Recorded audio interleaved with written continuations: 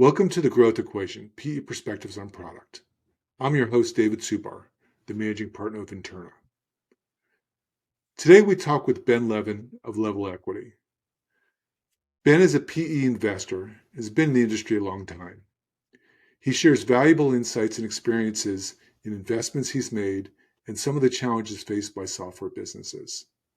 He talks about some successful growth stories and the importance of alignment within organizations. Ben provides unique perspectives on several aspects of the industry. He gives us some insights on what time means for an investor, for an executive, and how those things merge. We talk about the significance of diagnosing and solving problems in portfolio companies and the role of product management and technology innovation in driving success. So I hope you like this episode as much as I enjoyed talking to Ben. Let's dig in.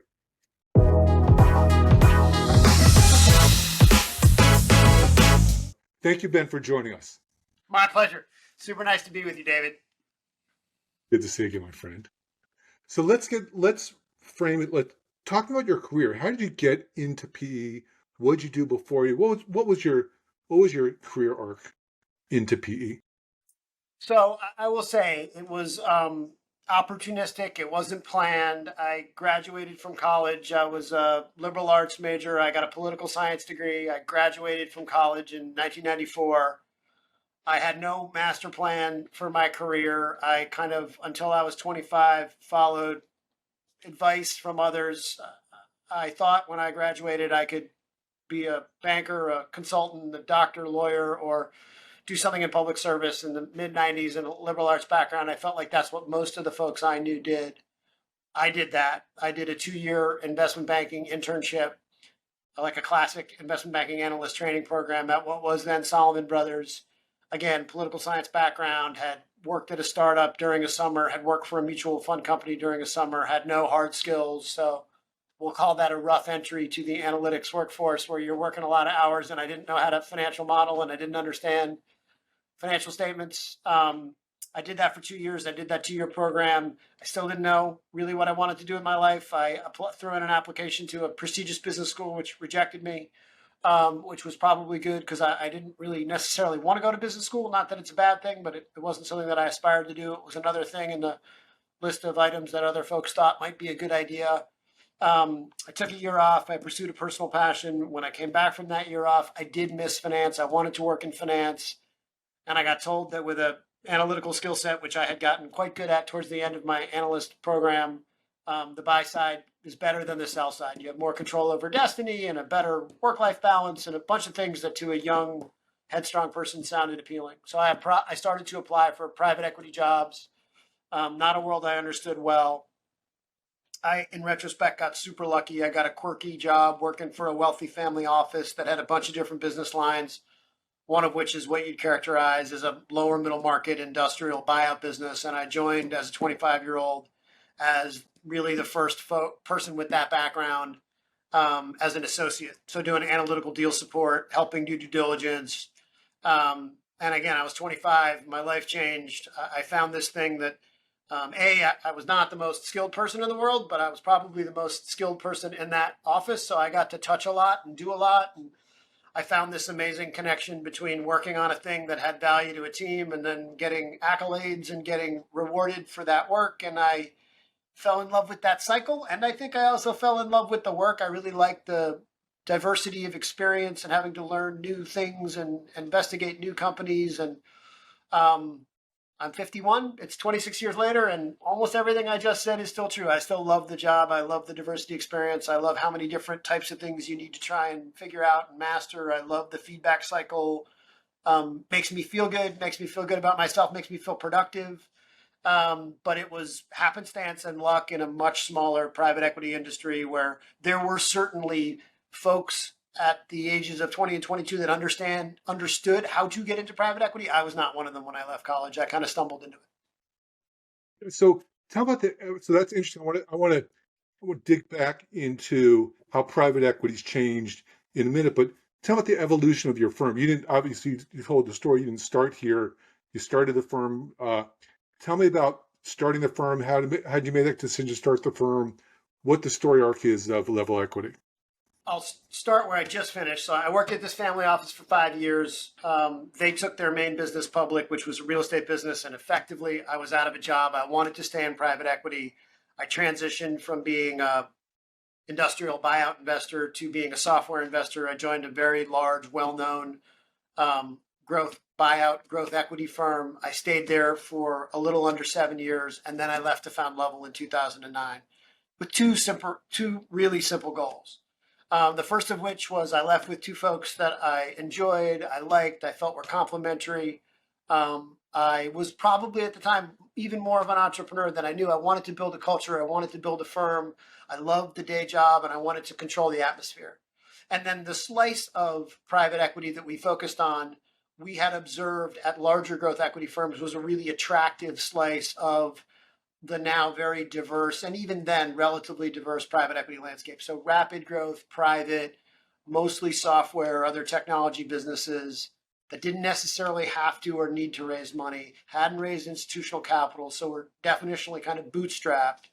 I'd observed that those businesses mapped with an ability to serially identify and locate and invest in those businesses was a really good business model.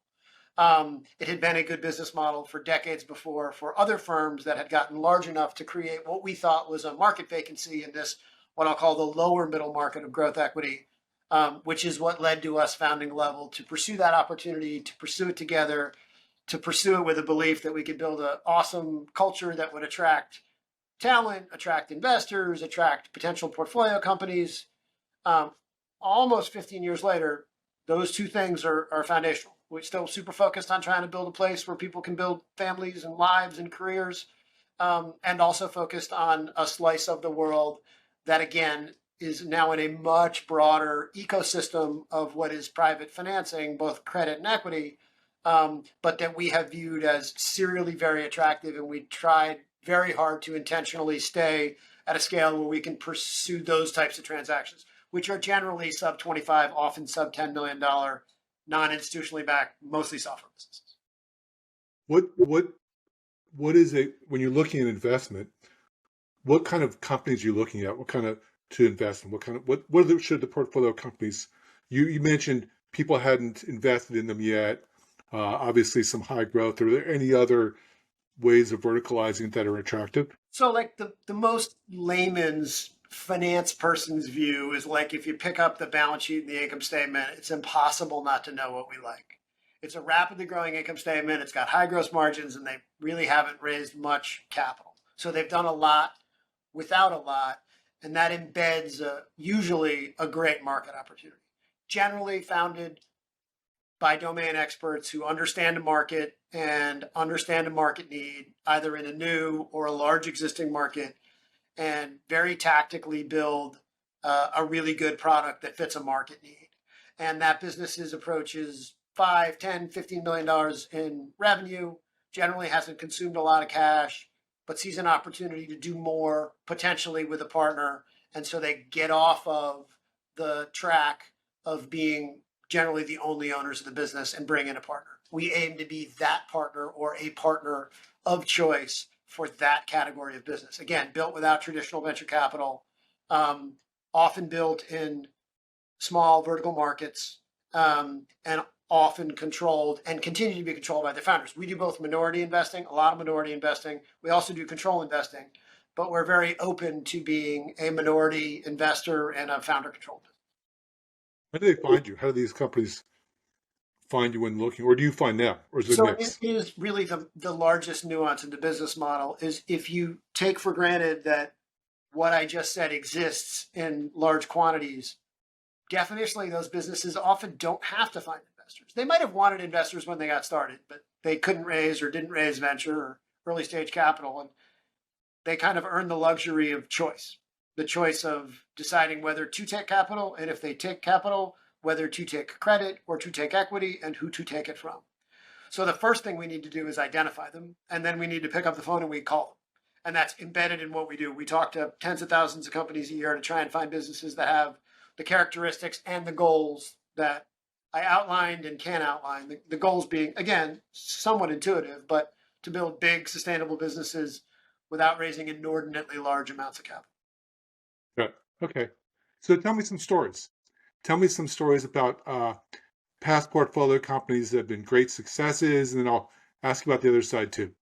So I'll give you three examples, and they're kind of there are four different ways generally that private equity investors can exit businesses. They can sell them to other private equity firms. They can sell them to private companies. They can sell them to public companies, or they can take them public, or they can recapitalize them. But I'll give you three examples that are super different businesses, but have been great outcomes and super fun rides, and all started right in that kind of sub $10 million revenue range. One is a company that we're still involved with called Planet DDS. It is a dental practice management software business. We bought a majority of that business a little less than 5 years ago.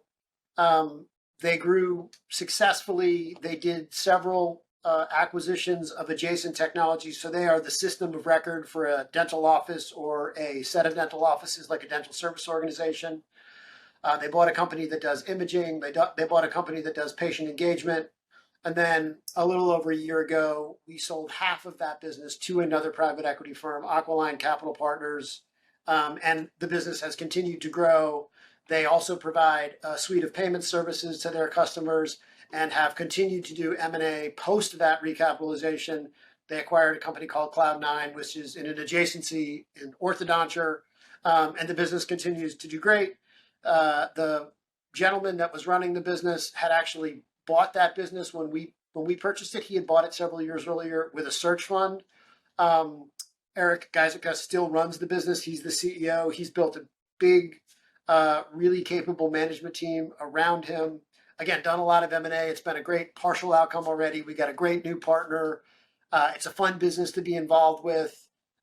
We think they have a shot of being the dominant leader in cloud-based dental practice management. It's a very big vertical within healthcare, so super exciting journey that continues. Second example that I would give is a company called Instacluster. Instacluster is a business that was founded in Canberra, Australia. They had raised a small amount of local venture capital, but many businesses in Australia tend to have a bootstrapping-ish mentality because it's a small geography and there's not as large a venture ecosystem. So it was a relatively capital efficient business when we invested sub $10 million in revenue. They manage open source databases. So they managed initially Cassandra and Kafka and a number of other open source complex databases for large enterprises. That business grew dramatically during our ownership. And a little over a year ago, we sold that business to a public business called NetApp.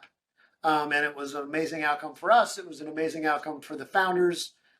It was a super cool story. When we invested in that business, they had hired a professional CEO who had signed up for a 5 or 6 year stint. He was about 2.5 years into that stint. At 5 years, that gentleman, Peter Nickel, decided to retire. He'd done an amazing job. And one of the original founders, Peter Lilly, took back over as CEO. So a founder CEO who'd brought in a professional CEO, then took back the reins as CEO, continued to grow and diversify the business. We had a great outcome. He continues to run a big chunk of the business doing what they do at NetApp. Is a super amazing guy, and it has been a fun ride. It tends to be, these tend to be the type of deals that are super fun to talk about. And then the third example is an investment similar to Planet DDS in structure, where we invested in a business called Archive Social, which provided archival for social media for governments. They did 2 acquisitions, a business that provided FOIA software for managing FOIA requests, and then a business that provided access for the disabled to websites. We had separately invested in that business. It was called Monsito. Those businesses all got combined to create a business called Optimir, and that business got sold about a year ago to a large government services business in the portfolio of our former firm, the firm that we all left to start Level, called Insight Partners. That business is called Civic Plus. Optimir got acquired by Civic Plus. We took significant rollover in Civic Plus, so my partner Sarah is still on the board of Civic Plus, and the business we think has, again, huge opportunity to continue to grow and scale, providing a variety of different services to local, state, and municipal governments, and has been an awesome story. The CEO of that business, the CEO of Optimir, is a gentleman named Ray Carey. Um, Ray has just joined Level to run our operating partner group. So just again, like a cool experience that hits a lot of the different things that are fun to do in our business. You got growth, you got the build of a great management team, you have a good partial or a full outcome where investors and employees and managers do well and fulfill on a big chunk of the vision, which is to grow a big, valuable business. So those things tend to be just some of the funner things that we get to do or get to be a small Yeah, part. those are those are all great stories. I love the story about the founding CEO, the professional CEO, and the founding CEO coming back. It's kind of like a And truth be told, I didn't think it was going to work.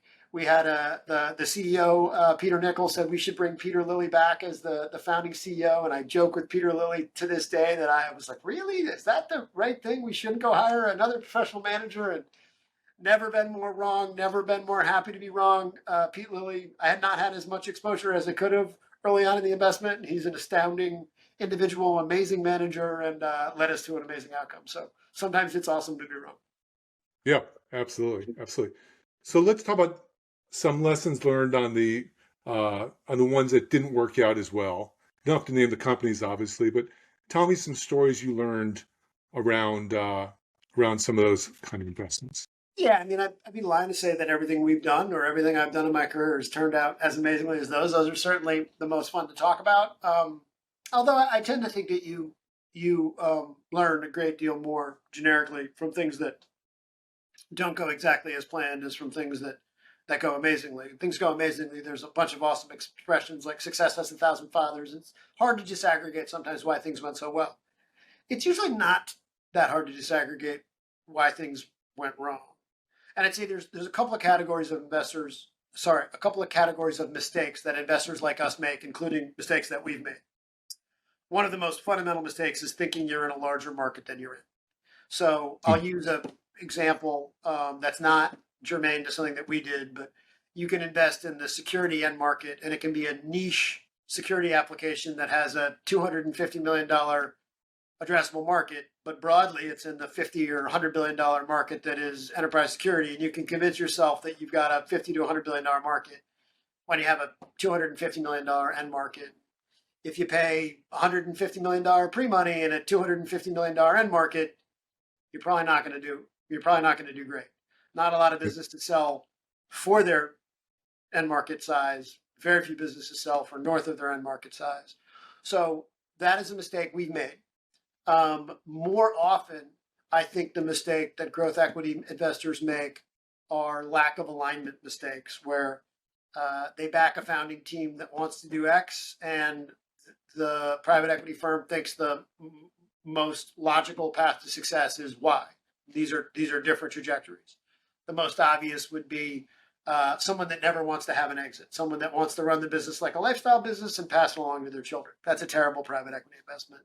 We haven't made that specific case, that specific mistake, but there are some storied, wonderful investments that have turned out poorly because the founders never wanted to sell them. Similarly, there's founders that only want to go public for a business that's maybe, at least in our view, not the best fit for going public. And then there's the large amount of gray area that is lack of appropriate execution. And again, there's probably multiple parties to blame when execution goes poorly, but it tends to be the largest reason for failure in growth equity deals, not in venture investing, but in growth equity deals. Because when you close a growth equity investment, generally the income statement looks great, it's growing. Generally, the business isn't consuming a lot of capital, and you feel like there's a big market to go after. Now, I've already said occasionally you get it wrong and the market's not big, but even if the market's as big as you thought, you can misexecute. You don't hire the appropriate folks to scale your sales organization or your customer success organization or your product organization. And those things can lead to decrease in growth, an increase in churn, a variety of challenges, an increase in burn, which may not mean you lose all your money, but it means at a minimum you're sub-optimizing your outcome. And most often I have found in growth equity, those are your bad deals, where you're just not aligned with founders on exactly what the right path to an outcome is, and or for whatever set of reasons, the collective group of constituents that manage the business, the board, the managers, the owners, um, do not see their way to flawless or highly functioning execution. And that impacts outcome. Whether it impacts outcome such that you lose money or you just don't make much money as you could, um, those things are hard because it feels like in most of those examples, there was a great path to success and you missed it. Whereas if you got the market wrong, it's very hard to make 5 times your money in the previous example of where you paid $150 million for a business in a $250 million market. Like you can execute flawlessly, you're still probably not going to do as well as you wanted to. Right, right, you're capped. So let's dig in from the general to talking about CTOs, chief product officers, technology and product management orgs. Given your experience having seen a lot of companies, what kind of things would you have liked the technology leaders, product leaders to know? What kind of attributes would you have liked them to possess? So I think this is, I will caveat that I think private equity investors are the least capable of understanding product and technology versus finance or sales and marketing or customer success, and oftentimes understand product organization and technology organization's efficiency through metrics, which may or may not be the right overlay, but it's the easiest overlay to assess them. But I think the simplest and most poignant is that alignment piece. Is the product and development organization aligned with the sales, the marketing, and the customer success organization? And are they building what the market wants, what the market needs, what the customers will require to maintain their subscription? And I think that's easy to miss over time as organizations scale and have folks building product for product's sake and have finance organizations trying to minimize spend on product for financial sake, meaning it would be better if we spent a lot less on product. It's easier for the finance organization to ignore what the customers need, and it's easy for the product organization sometimes to similarly ignore what customer needs, but in the opposite way, which is we think they need X, Y, and Z, and this would be the most elegant product, and this is really the best product we could build, when in fact customers may not need all that functionality, and if they do, they might not need it on the same time frame. So that tie-in between identifying what a customer needs, the tie-in between sales, marketing, product marketing, and customer success is like that critical piece of a software business where all the magic happens. Are you building what a customer wants? Are you building it on a time frame that they want it? Are you building it in conjunction with what sales and marketing is telling you about those things? And are you underwriting the actual cost and time to do it? So I Yep. think it's like that was a long-winded the business side. Like, how does the product and technology organization fit into the business from a financial, from a timing, and from a product need perspective? I think the best product organizations do really, really good job of that. And it's one of the things that's embedded in founder bootstrap businesses is a lot of times founders, all those roles I just talked about, a lot of times those live within one human. You got a domain expert founder who's got pretty savvy financially. He's not a bad saleswoman or salesman, understands the market, has no money, so it has to be very efficient. And so they do a super job of building exactly what the market needs, exactly when they need it, and they sell it. As you distribute all those functions into different humans, you tend to get sometimes siloed behavior where things aren't being built quite as intuitively based on market need. That's interesting because I've seen a lot of businesses, they bifurcate. The ones that have that first pattern that you talked about, where the finance person says, how do we do this for less money? And the product person may not be aligned to the objectives of the company, and therefore they tend to diverge. And the other ones that you're talking about, the other opposite, where everyone's focused on the market, that the first case where product and engineering become cost centers and feature factories, that's really hard to move out of that. Um, have you seen a lot of that bifurcation, and have you found a way to bring them back in so product is really thinking about serving the market and finance understands the benefit and the ROI on these investments? Or do you find that they once they diverge, it's a problem? Yeah, listen, I'm a big believer in the vast majority of things in life and in business are fixable with, agreement and reasonable discourse.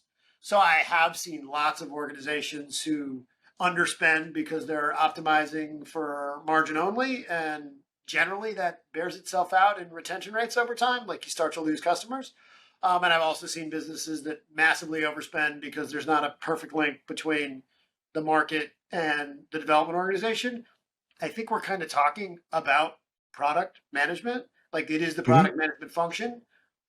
I think of the 7 or 8 different kind of vertical areas within the software business, it's one of the hardest things to hire for. And it is the fix to both problems that we talked about. Like a highly functioning product organization, which could include product and product build and product marketing, is the bridge between the various constituents in software business, and can generally solve problems of either polarity that you described.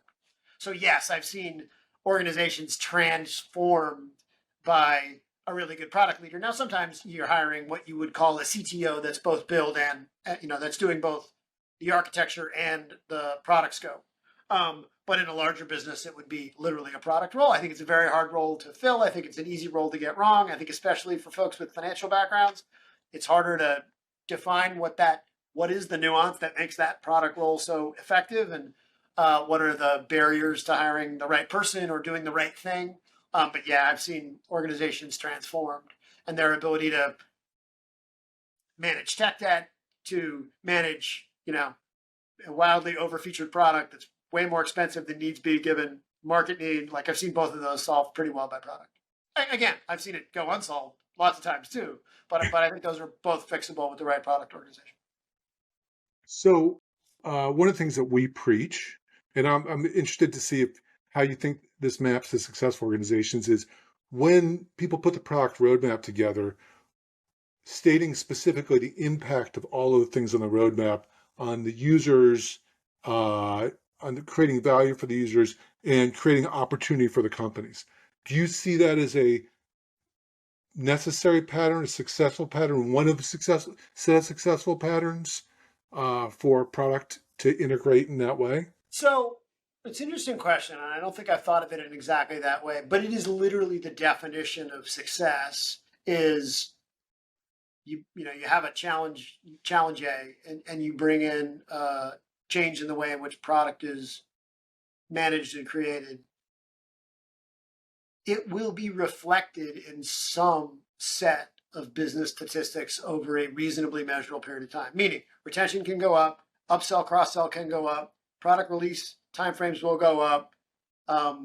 All those things should be the basis for the spend, and they should be mapped into a business case. So yes, do I always see that mapping done? No, that's something that honestly, from a board member or from a minority or majority owner perspective, you may not see in every board interface, but intuitively, that's either being done well intuitively or it's being done well tactically, functionally. Meaning people are actually making decisions around, okay, I got 30 features that I think I should build. Which ones are going to allow me to sell things in Q3 of this year and Q4 of this year and Q1 of next year and Q2 of next year? Conversely, we've got a 96 down from 98 down from 99% retention rate, and we've got a pretty good sense for why we're losing customers. There's 4 reasons. What are we doing to make sure that customers are getting what they need? In Q3, Q4, Q1, Q2, Q3, Q4, you're going to see those metrics, again, barring market changes, which is always hard to disaggregate, but you're going to see that stuff start to normalize and trend in the right direction. And so you should be targeting a return to a previous place, or a return to, or a arrival at an industry benchmark, or just a target. There should always be a target in mind. I found this is applicable in product, it's applicable in life. Pretty hard to measure success if you haven't defined a goal. Yeah, yeah, right. So we talked about the product side. Let's about the technology side where the CTO and the chief product officer are different people. I have a sense of what you think about what the attributes of the chief product officer should have based on what you just said. What about the chief technology officer? Are there specific attributes that are different from the chief product officer that you want to see, communication with the board, that kind of stuff? So I will say this is, I think, and maybe I'll limit it to myself and not make broad generalizations. I think it's one of the harder things to assess as a private investor is whether it's the flat when you're meeting with a number of different CTO candidates, who's going to be the best for what the company needs. I personally think it boils back down to given if I have a highly functioning product organization, no needs be built or know what the market needs, how and when do I build that? And how much is function versus aspiration? And how much is function versus aesthetic? How important is the function of the product versus the UI? And what is the time frame that you have from the market to build the most appealing UI? And how much is sexy versus critical? And that can apply to both product look, feel, and function, and it can apply to technology stack. Now, that's a business person's overlay, but I feel like when you come across a situation where a technology organization is massively overspending on technology versus a benchmark or versus where just that company needs to be based on capitalization, you tend to find one of a number of categories of issues. Sometimes it's what I just talked about. They're building a lot of things that are needed in 6 quarters, not 2, or in 2 years, not 6 months. They're building because of a purist view of how technology should be architected, and it's elegant, but it's not what the market necessarily requires to be extremely happy and to be happy buyers. Or you have huge amounts of one-off development associated with customers that have specific needs that if you had a product or a sales organization that did a better job on figuring out ideal client profile, you might not have taken. Many, many successful businesses that sell large customers have huge both services organization and development organization drags associated with huge contracts that have a lot of special needs. Can be a very, very, very challenging thing for the subset of businesses in the portfolio that will sell large enterprise deals. You sell $1 million deal and you're a $5 million company, and sometimes it's amazing and it's transformative, and they're using your base product and they're super happy with it and it's really profitable. And sometimes you didn't think a lot about what that customer or that client might need, and it's a set of pain that you live with for a very long period of time. And if you actually were really disciplined about doing gross margin on a customer by customer basis, you're losing money. Yeah, not all sales are good sales, and Definitely not. yeah, that conversation between sales and technology and when to bend for a customer and when not to, I found it to be critical. And that relationship between the chief revenue officer and the CTO and the chief product officer talking openly about that it's hard. And listen, sometimes old's not bad. Sometimes older technology is not bad. Yep. Customers are fine with it. And rewriting it because it's elegant and it's pure and it's exciting is not a good economic consideration. There are thousands of examples I've seen in my career where people like the old technology more than they like the new technology, and people spend huge amounts of money reskinning or rebuilding products only to find that they've created a catalyst event for someone to look around. And they did it at a time when retention rates screamed that there wasn't a challenge, and the sales organization screamed that there wasn't a challenge. But as technology purists, it's what they wanted to build. Everybody's seen that happen too. Yeah, yeah. And there's the counter side, which is we have drag because we have old code, and we have to invest capital to make this better. And knowing how much investment to make sense versus, hey, we're going to wait 6 months, rebuild everything. Everything's going to be great 6 months from now, which is frankly always a no. but rarely knowing where to draw that line. seen a ground up rewrite go as planned on time, and the scale of the business is usually um, indicative of like if you've never done that, and you've got version one of a product and you're coming out with version two and you think it's going to take 6 months, and you got a feature rich product, it's like very, very, very easy to underestimate, and underestimating the number of things that have to happen to do a real switch out of a product as opposed to a migration. Yeah. Yeah. Hard. Actually, I'm not sure if I can recall them ever coming in exactly on time No. and with all of the promises fulfilled. How we're going to You Nirvana. can't. I certainly can't. Oh, um, so let's talk about. We've talked in Interna with companies, investors, portfolio companies, where the CEO said, "Hey, I keep putting money, capital into product management engineering, and not getting more out. Um, I don't see the effect on the company. Uh, we need some change." Have you seen patterns about what that change should look like? One is you could change the executive, right? That's a expensive, from a morale standpoint, change to do.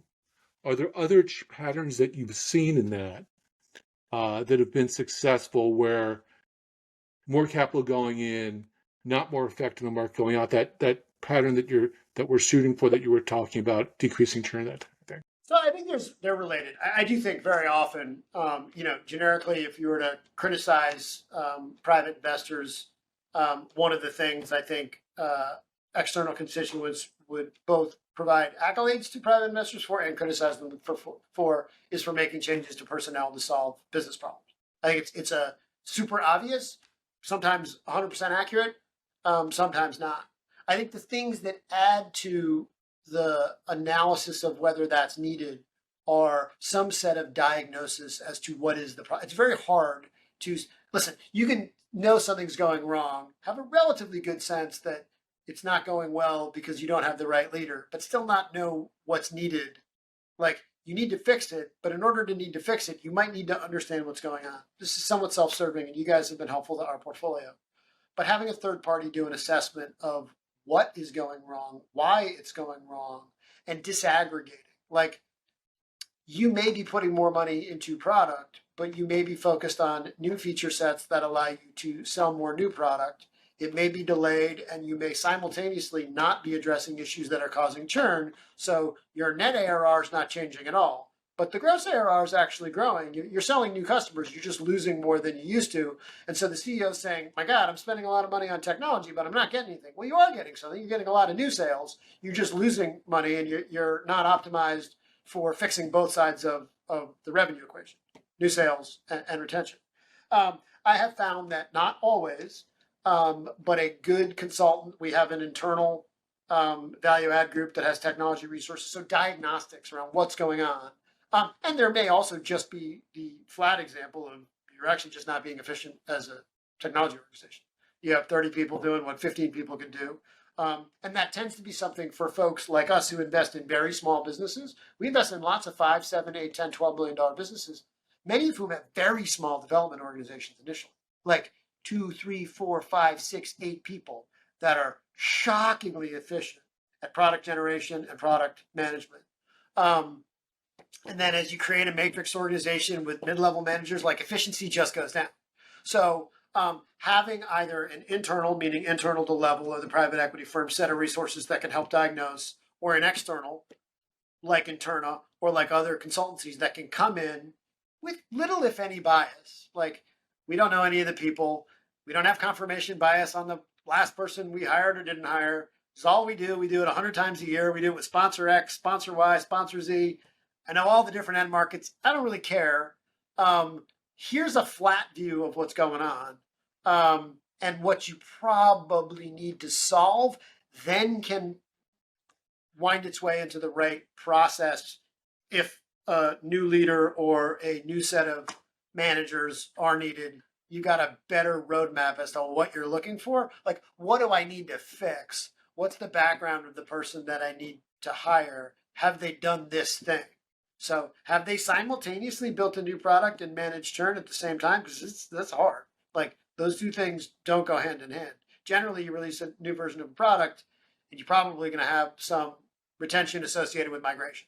So if you're trying to do both those things, well, then hire a person that's done both those things. If I got 8 legacy technology stacks that all need over a long period of time to be integrated, do you want to hire a CTO that's built 2 super modern single product stacks, or do you want to hire someone who's come out of a private equity roll up that took a bunch of old businesses and over a long period of time in a nuanced way, first built a uniform UI, then built a middleware layer, and over a much longer period of time, built out what needed to be built out in the core legacy code? You want to hire the second person for that. So it's like, what's the task? What do you need to fix? Are we looking for, do we have an internal person that's actually good at this, but not empowered? I do think a lot of times it ends up with new hires. If you got a really poorly functioning organization, and this isn't a product or a technology specific thing, like if you got a really poorly functioning sales organization or a really poorly functioning customer success organization or a really poorly functioning finance organization, and you could only make one decision, and that decision was to hire a new person, it's probably the one decision that you should make. Yeah. So I'll follow up with one question. So PE firms have their own timelines, vintage of funds, when they have to pay out, that kind of thing. What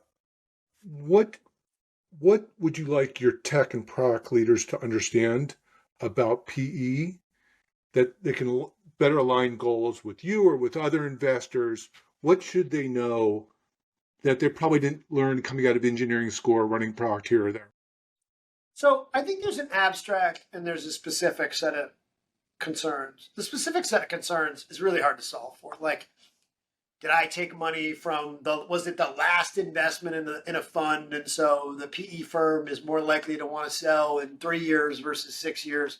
I actually think more gets talked about that than I've seen in my career. Like I've seen very few private equity firms ultimately selling for exogenous reasons. And like when most people have really highly performing businesses that are growing and doing great, they kind of want to hold on to them for as long as they can because they're such huge value contributors to the funds and the individuals, and it's so much fun. But I think something everybody, every constituent in private companies doesn't miss, but doesn't articulate to themselves as emphatically as they could is you don't know how long you're going to have, but it's a defined period of time, maybe 8 years, maybe 7 years, maybe 5 years, maybe 3 years. You only have a certain amount of time to execute. This is true in life as it is in business, but you don't know how long it is, but it's all you've got. So delays in decision making or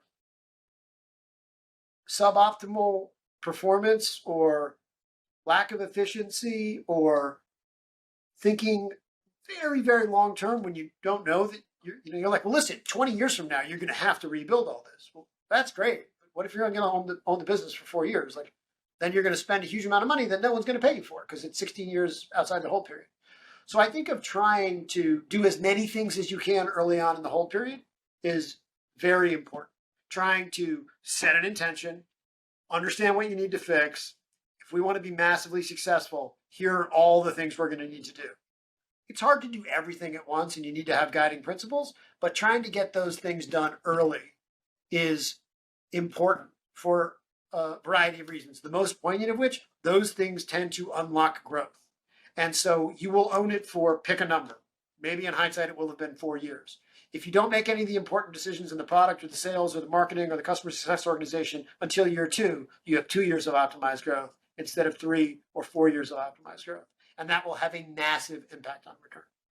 Like time times growth is return. You can't predict multiple, you can't predict timing, but having a lot of time and having a lot of growth, long periods of growth solve for lots and lots of other challenges. Yeah, take your swings early. It's the time out. It's like there's a famous investor who's like, you can't eat IRR. That expression means that duration is super important. And the only controllable thing as it relates to duration as an investment organization or an operating team is starting early because you don't know when you're going to end. You don't know when you're going to have liquidity. So thank you. This has been super valuable. As I said in the outset, the dance between private equity and tech and product not talked about a lot, not well understood. So thank you for these insights, and thanks for sharing them with everybody. Oh my God. It was my pleasure.